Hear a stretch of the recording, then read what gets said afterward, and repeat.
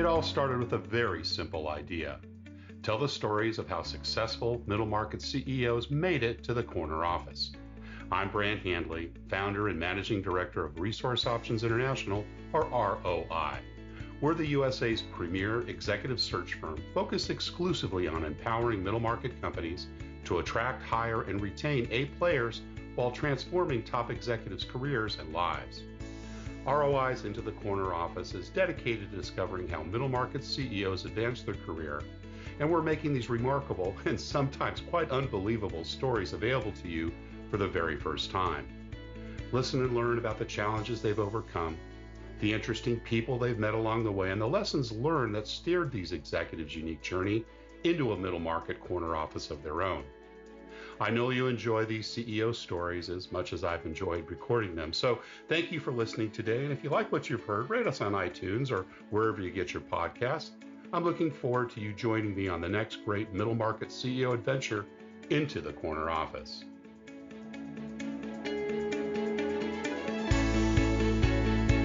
My guest today is Tony Martignetti, founder and Chief Inspiration Officer of Inspired Purpose Partners. Tony is a trusted advisor, leadership coach, and facilitator, best-selling author, podcast host, and speaker. He brings together over 25 years of business and leadership experience and extreme curiosity to elevate leaders and equip them with the tools to navigate through change and unlock their true potential. Before becoming the founder and Chief Inspiration Officer, Tony was a finance and strategy executive with experience working with some of the world's leading life sciences companies. Along his journey, he also managed small businesses and ran a financial consulting company.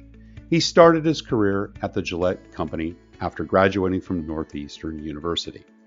Tony hosts the Virtual Campfire podcast and is the author of Climbing the Right Mountain, Navigating the Journey to an Inspired Life, and the co-author of Secrets of Next Level Entrepreneurs. He's been featured in many publications, including Fast Company, Forbes, Life Science Leader, and CEO Today. Tony Martignetti, welcome into the corner office. Thank you so much. I'm thrilled to be here, Brent. It's great to see you. And we're catching you in Boston today, I think, right? And the weather's still a little cold. Winter's not quite over yet? Absolutely. It is, it is the winter season, so we should expect that. But, it hasn't been that bad. We haven't had the worst of winters. Yeah, I think only one nor'easter so far this year from what I've read. Yeah. Only been one big one. So, we're well seasoned. We know what it can be like. So this has been nothing compared to what we've seen. Yeah, absolutely. Well, listen, great to have you on the show. And we always kind of start the podcast off with the early years. Tell us a little bit about where you grew up and what your early family life was like. Yeah, believe it or not, I grew up in the Boston area, in the suburbs. And so born and raised here by a family. My parents came from different parts of the world. My dad came from Italy. My mom came from Lebanon. Her family came from Lebanon. And so I've got this interesting blend of immigrants who, influenced my upbringing. And I was an artist as a child who then eventually found his way doing interesting things in the finance world. So. Were you inspired by in your art with one of your parents or brothers or sisters or teachers? How did you kind of come across that as a gift? No, I was the oddball. I was the oddball in the family. Not a single one of my family members was into art, but it was just something that I stumbled into, and I happened to be really good at it. And then as the time went on, I think a lot of people said, "Hey, you should find something that's going to actually make you a living." Important for survival. What did mom and dad do, Tony? My dad was he owned a company. It was when he came to the country, he was an electrician at first, but then eventually ended up starting his own alarm system company. And when I was growing up, I worked for my dad doing all types of different odd jobs, running electrical wiring. In fact, my dad on the side also had a business doing construction. We built a total of 7 different buildings. Well, I should say 3 buildings and 5 houses. Wow. Brothers and sisters? Yes, a brother and a sister. Yeah, cool. I know you work a lot, and we'll talk about this in a few minutes with inspiring others, but tell us a little bit about what inspired you when you were a kid. Yeah, when I was a kid, I was always inspired by Indiana Jones and Ah, the adventure seekers, getting out there and finding new lands and exploring new worlds. And so for me, that's what I wanted to be when I was a kid. I wanted to be the explorer, and I think that was something that I even to this day find myself connecting to. I just this 2 years ago, I climbed Kilimanjaro, which to me nice. was quite an adventure. Yeah, I So, imagine. Awesome. And what kind of influence did your parents have? Were there certain things that you learned from them, or was kind of passed down as part of the family legacy, particularly them being immigrants? yeah, yeah, and there's some things about it that I cherish, and I still because both of them have passed. I really think back to this now in the context of where I'm doing the work now. Is there's three C's that come to mind. Number one is compassion. My mother was a very compassionate person. My dad too. They treated everyone like they were, their best friends, no matter who they were. They were just warm and inviting to everyone who came into their world. Um, and connection is the second C that comes to mind. It's one of my values too. Connection. My dad was a connector. He would connect with people. He knew people from all different walks of life, from all different places in the world. And he came from humble beginnings, but he found ways to get broad reach. And then the last thing is curiosity. Mm, My mother was super curious. She was always learning new things and expanding her own understanding of the world. So I learned that from them. I applied it in different places, but that's really where I got that from. And I'll just add one other thing, which is the hard work mentality. I think immigrants have that sense of coming to the country, especially back in yeah, those days, where like you start from nothing and you have to find a way. And so the best way to do that is just work super hard. That was ingrained yeah. in me, but I will say that there's also a flip side to that, that you can overdo it. And that's what I learned to break out of, is to know that it's working smarter, not harder. Yeah, yeah. Were you a good student in school? Absolutely. I mean, I should say, I don't be conceited, but I was a smart kid and I did well.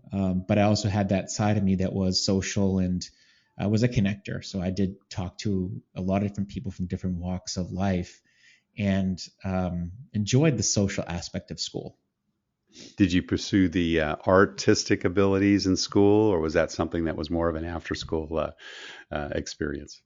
Yeah, I did actually. I was in advanced placement art. I mean, I literally was on the trajectory to become an architect until I had this flip moment near the end of my time in high school where I decided that I was going to become a doctor and went to Oh, pre-med. wow. All right. We'll hear a little bit about that in a moment. What about sports, music, theater, anything like that you got involved with? No music, well, besides being a passionate music aficionado, I probably knew more about classic rock than most people could ever imagine. Uh, but I didn't play any instruments besides the drums for a brief stint.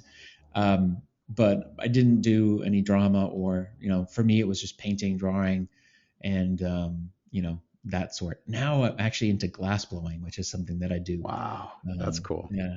So. Did you pursue any entrepreneurial activities when you were a kid?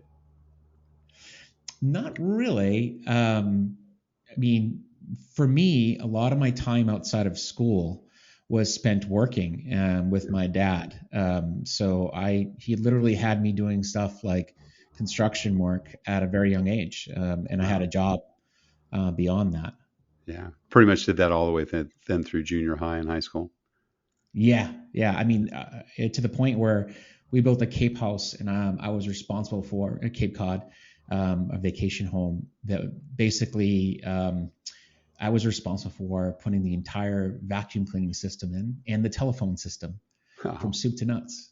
Wow. Cool. So learned a little bit of electronics along the way and other useful things, I'm sure. Yeah.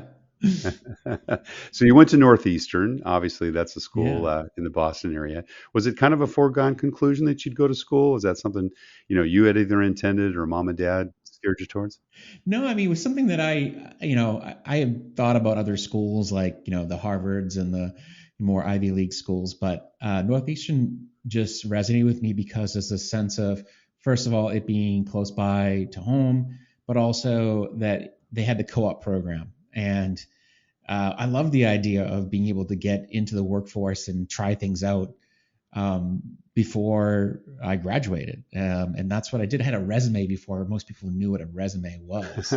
At least my friends did. Yeah. That's great. What kind of Um, co-op experiences did you have when you were at school? yeah, my first co-op job was an interesting one. I worked at a semiconductor company called LTX. They do testing for semiconductor connections, and so that was an interesting one. But then after that first one, I spent most of my co-ops doing work at Gillette. Um, Yeah. so I worked there for a number of years in their finance department and worked in every division at Gillette, from the blades and razors to Duracell, because Duracell was part of Gillette, to Braun, and on. And I ended up working there full time when I graduated. That's awesome. You went there right out of school. Yeah. Now, were they a part of Procter and Gamble by then, or were they still an independent company when you joined them? They were still independent, and in fact, I left as they were becoming part of P&G. Right, right. That's a great training ground. I actually started at P&G myself, so I know a little bit about that history. But Gillette's a wonderful company. I had an opportunity to work with some of the folks there. What were some of the early leadership lessons you learned while you were at Gillette? Yeah, some of them are funnier lessons, and I'll share those, and I'll share some of the more serious ones too. Um, the first one was trying to figure out where do you land on the food chain. I had a few senior leaders tell me like, hey, you're a co-op, you're gonna you're gonna do the grunt work, and someday you might earn your way into the place where people will actually respect you. So I'm like, okay, that's good to know.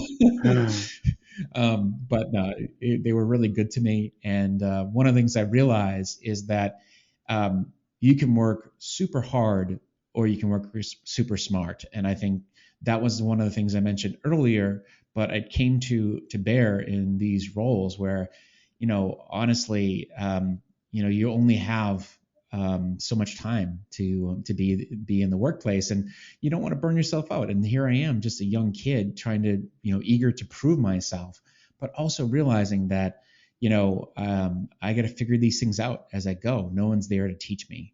So I learned quickly how to get things done quicker and easier by learning the tricks. For example, putting slide decks together. How do I do it quicker and easier and faster, so that I could prove myself? Did you start managing people at Gillette, or did that come later in your career? I did. I did when I graduated. I ended up working for a particular division where I was responsible for cash management for the global cash management, and I was responsible for a team.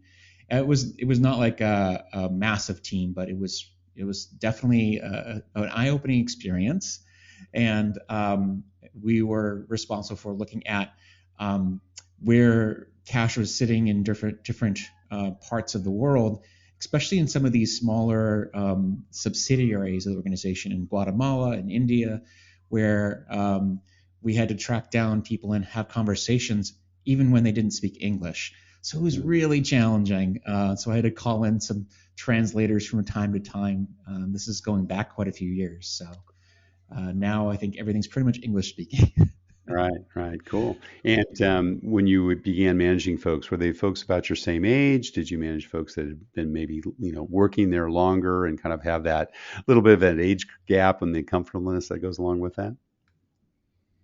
Yeah, there were most of the people I was managing were older than I was, which Yeah. was interesting, and it felt really uncomfortable because I didn't have that experience. And so one of the things that I really leaned into is this humility that, I don't have the answers, but I'm trying to get the job done, and I'm asking lots of questions about what they think.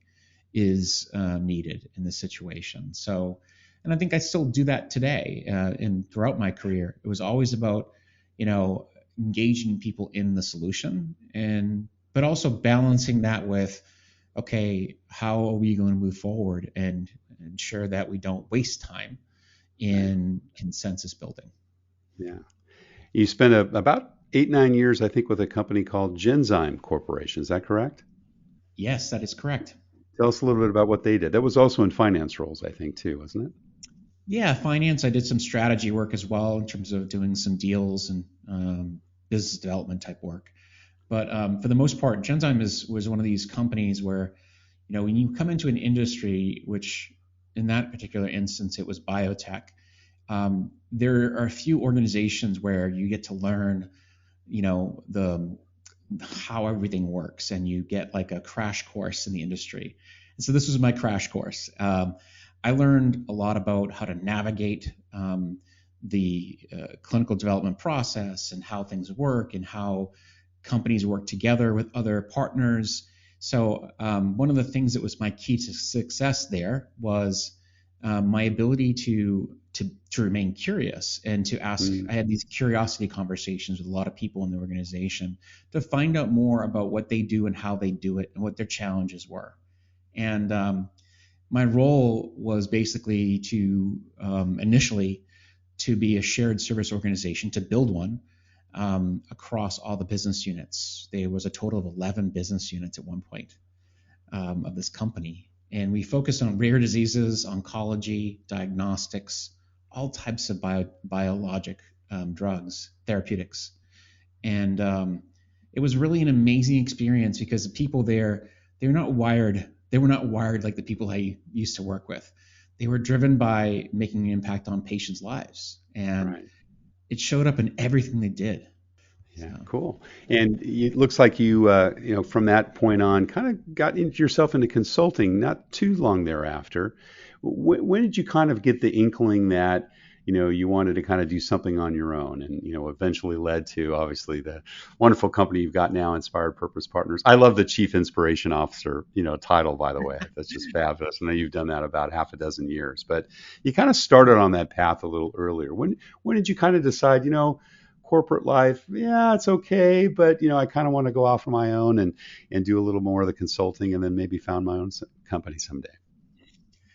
Yeah, I mean, it happened gradually, I should say, because it was, after Genzyme, I spent some time working in a few of the companies and realizing that as much as I had such an amazing experience at Genzyme in terms of culturally and learning about how the industry works and fell in love with the industry, to be honest with you, I also began to realize that there's a lot of toxic leadership in the in not just this industry, but in the workplace. And I kept on running into these such scenarios where I felt like, man, there's something missing here. There's something that's not right.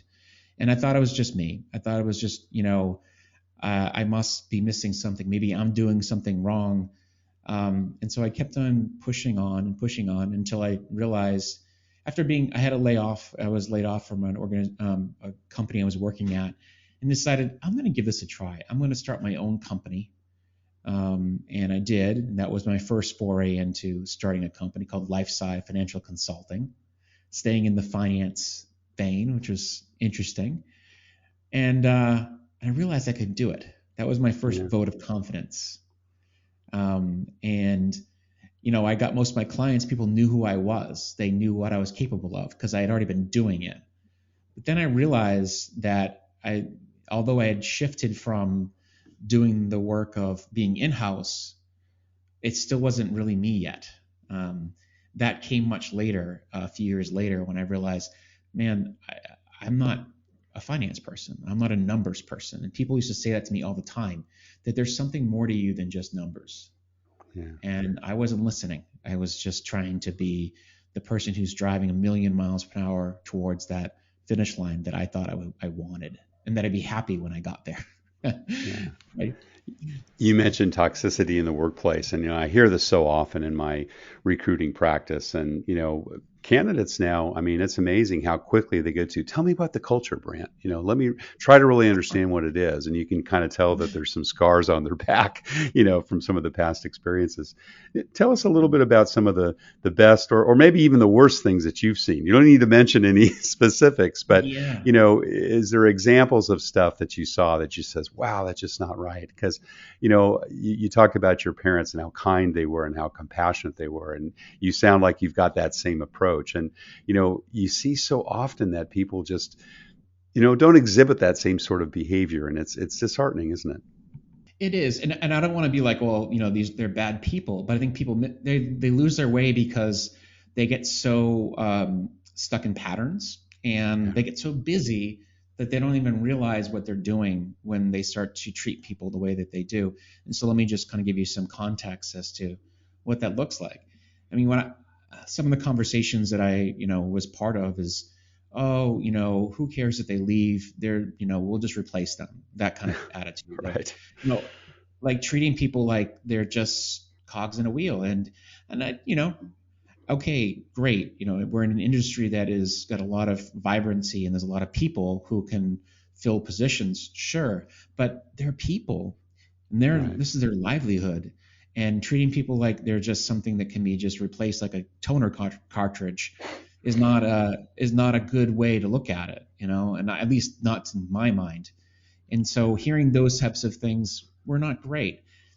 Another thing I saw, just to kind of give you one other example, is arguing about simple things that who's right and who's wrong about a particular topic, and really pushing on to be the right person, not to be open to hearing other people's perspectives, and using your positional power to drive that, as opposed to saying like, hey, I may be the leader, but I'm open to being wrong. Yeah. Yeah. Not acting like, let alone being the smartest person in the room. Yeah. We see a lot of that. Yeah. What about mentors, Tony? Any mentors you had along the way, or have you done any mentoring now that you're, a little further along in your career? Yeah, it's a great question. If you were to ask me like back then, I would have said I don't have any mentors. There's nobody's really helped me. But I think that's untrue. I mean, there's been some people who, unbeknownst to me, were pushing me along, helping me to see things differently, and they just didn't do it as like a formal mentor relationship. And I think it's an interesting thing. Having an invisible mentor almost is, you got to be mindful of that. Think, who are the people who are pushing me along without me knowing it? One particular person I think about is when I was at Genzyme, there was a business unit leader who, kind of shepherded me along and gave me some opportunities to really amplify who I was and to step into some roles that would challenge me. And I think that was coming from this sense that he believed in me, which is cool. Yeah. And then fast forwarding to today, that sense of believing in people is something that sticks with me today. This feeling of like, sometimes as a mentor, it's about like seeing things in people that they don't see in themselves. And then once you show them that, they start to rise into the occasion. Yeah, I love that. So Inspired Purpose Partners has been around about 6 years. What was the motivation around that founding? Tell us a little bit about, kind of the thought process. I think you were doing consulting work, or were you actually working at another company when you came in? Tell us, kind of the preamble and your current purpose. Yeah. Well, I'll say I had my life sci financial consulting, then went in-house to another company. And then I had that very, very dramatic moment where I decided I've had enough is enough. And I decided, okay, now it's time for me to shift gears and get into a completely different type of work, which led me to this coaching and leadership development work that I'm doing now. And the starting of Inspired Purpose Partners was, it's a play on words in a sense, because it's my inspired purpose, but it was also inspired by this fact that I wanted people to be inspired by their purpose to do the work they're doing. Right. And I didn't have a plan. I mean, I was one of those things where I jumped out and I said, okay, I got to figure out how I'm going to change the way that people lead in the world, because enough is enough. I can't do this any longer the way it is. And I want to make a change as to how people are showing up in the rooms, in the boardrooms. So I decided that I would try this coaching thing. And it started with business coaching, and then it morphed into a more holistic view of like seeing people fully, leaders as not just, I'm the person in the room and trying to make an impact, but how are they showing up to their lives? And don't misconstrue this. It's not life coaching, but I think when you're working with somebody, you have to understand them fully. Yeah, you got to look at the whole being. And do you have, are you a sole practitioner? Do you have a large team? Tell us a little bit about the market you serve and how you do so. Yeah, so I am. My company is kind of like a curator of talent, in the sense that I like to think of the curation like, coming back to my artist roots. I curate people to bring them together, and we serve clients as needed. So I don't want to build a huge team and then not be able to feed people. So the key thing for me is to keep the team light and nimble. So it is primarily me, but I have a cohort of people who I bring together as needed to serve clients, big and small. So awesome. That's how it's set up. And in terms of how we serve, so I mentioned coaching, but I also do workshops and programs that are geared to serving teams and big organizations. I've served organizations that we've done a facilitation for about 2,000 people, that large, to small teams of like 10. So yeah, it's quite diverse, and I like the variety. For me, it's all about us. We're learning a lot as we go through these programs about what people really need out there. So as much as we're sharing and helping them, we're also helping ourselves and learning a lot along the way. Are you serving any specific sector? We all know, life sciences is huge in Boston. You've certainly worked in that sector as well, but there's a lot of tech too. Do you have a specialty? Yeah, I mean, I like tech in general is one of the sweet spots, and I would just say, life sciences for sure, but I don't like to just put myself just in that box alone, because I've really enjoyed the variety of getting into more tech organizations. I've worked with organizations that do 3D printing, that do work in software development, you name it. It's really been fun, and I have done work outside of that sector, the tech sector. I've done work with Warner Brothers, insurance companies. So it's not like I want to close a door on any one particular opportunity, but I do get lit up by organizations that have like an innovation slant.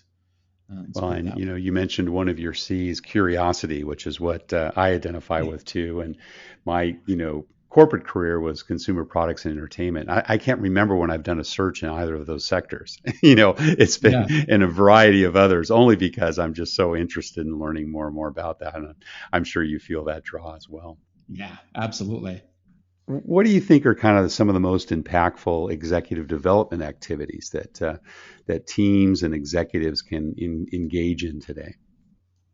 Yeah, well, I think it doesn't have to be quite as challenging that people think it's got to be something fancy and overly orchestrated. But one of the things that I found really interesting, and this actually is a good lead-in from my book that I just published in December. It's called Campfires of Connection, this workshop that I developed. And really what it is at the core of it all is getting people to come together and share more of who they are and build connection, so that when they feel more connected with each other, like through sharing stories or parts of themselves that they haven't shared intentionally, then what happens is it actually unlocks their creativity, their innovation, just generally better teams. So, as much as in the past you've seen companies say like, oh yeah, we have like a little, we warm our every meeting we have a little small talk and all that. That's great. But that's not what we're talking about here. We're talking about a very intentional space for deeper conversations. It really resonates as well. And, you hear so much about, the importance of vulnerability. And, I think about the CEOs I worked with 20 years ago when I first got into search that were my age today. And, that they didn't even believe in psychographic testing, and what I'd have to Yeah. do to get them on board about, these different areas.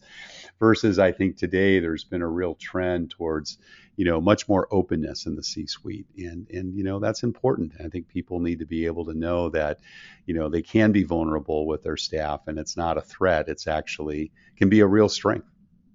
Yeah. Yeah, and sometimes people overlook at it and say like, oh, it has to be some depth, in-depth thing. Sometimes it's the little things, and I did this TED talk a while back, which, it's about the title of it, "Don't Check Yourself at the Door," and I think that one of the concepts in there is it could be about your hobbies and the things that you Right. do on the weekends that people don't know. Do you donate your time at some volunteer work that you do, that it's not bragging, it's about like, who are you? Like, we want to know a bit more about who you are besides the executive self. Yeah. Yeah. Yeah. Very important. You see a lot of workplaces, Tony, and I'm sure some of them are doing just fine, and they bring you in because they want to kind of maybe get into third or fourth gear. Others are broken, and others you maybe wonder, why am I even here? You guys are doing great. What do you think are some of the tenets, some of the the key cornerstones of successful workplace culture today?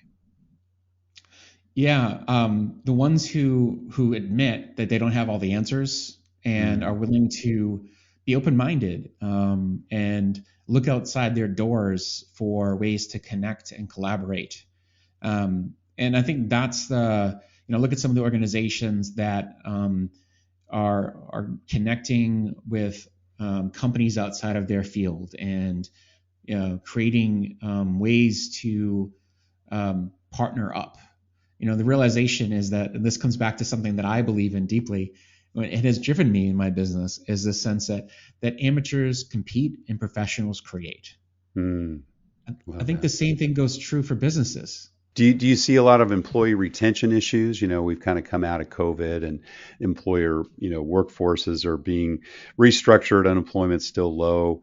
And, I'm curious, just from my perspective, again, in the recruiting field, is retention one of the things that people face? And if so, what do you tell them what to do? How does that kind of get addressed? Or is that something you talk about in your consulting work?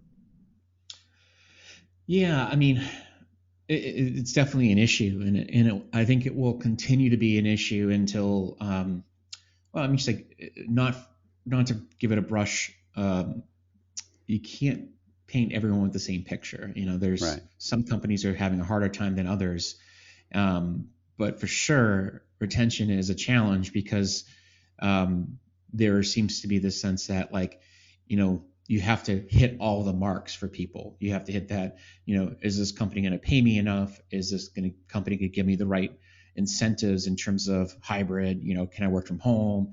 Are they going to hit that? There's a lot of things people are asking for, Hmm. in order to stick around, and they know that there might be a company that can hit all those marks. However, there's also a lot of pressure, that there's not enough. There's a lot of people out there looking, and that makes it harder for people to say, like, okay, maybe it's not as green out there as I thought. So for Yeah. companies to keep their people, they have to figure out, what can I balance? What am I willing to do to keep these people on board? And how can I make sure that it's fair across the board? Because one of the things we're also facing is this generational challenge of, like, well, what does Gen Z want? And what does, Gen X, and what does millennials? What do all these people want? And how can I make sure that it's equitable across all fronts?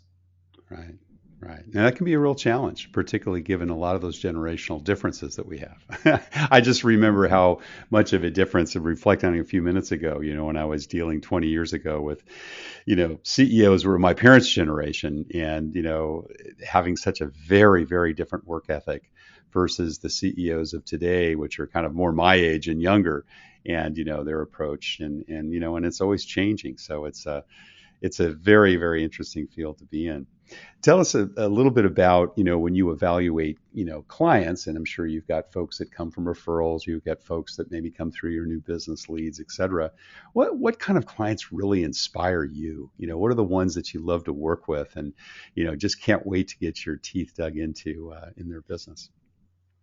Yeah, when I hear people say things like, yeah, I'm really anxious I want to make this big impact. Here's this thing I've been dreaming about doing.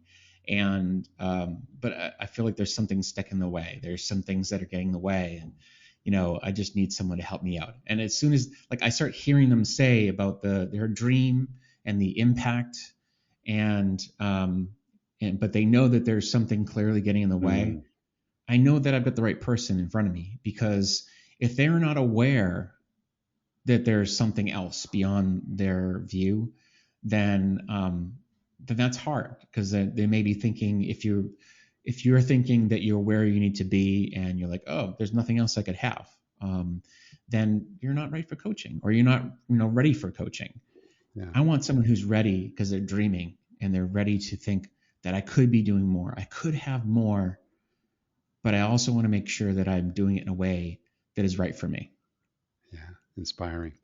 Well, Tony, we're just about out of time, but we ask all our guests one last question, and that's, what kind of career and life advice would you give to someone that maybe has their eyes on the corner office, or in your case, wants to be an entrepreneur someday and set up their own coaching, consulting, their own independent business? So first of all, I would start with, this is a quote I love. Well, not a quote, but a thing I share with people. Expand your vision and narrow your focus. So what I mean by that, expand your vision is, think bigger, look outside of your box where you're sitting and say, what's possible for me? What else is available to me? Maybe I've been thinking too small. And then once you do, identify something and then narrow down and focus on that one thing and try it out. So that's one thing.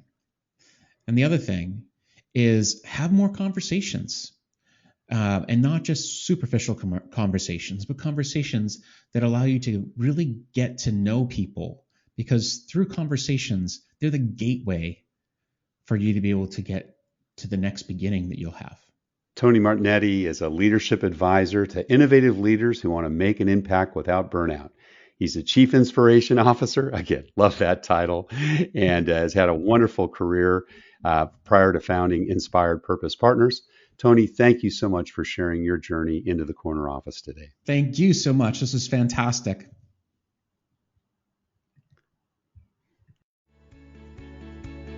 Thank you for listening to Into the Corner Office with Brant Hanley. We hope you enjoyed hearing our guest CEO story as much as we did. If you want to hear more CEOs reveal their journey into the corner office, please subscribe via iTunes and tell your friends and colleagues. For more information about Brant, Resource Options International, and the mighty middle market, visit www.goforroi.com. We look forward to having you join us for our next episode.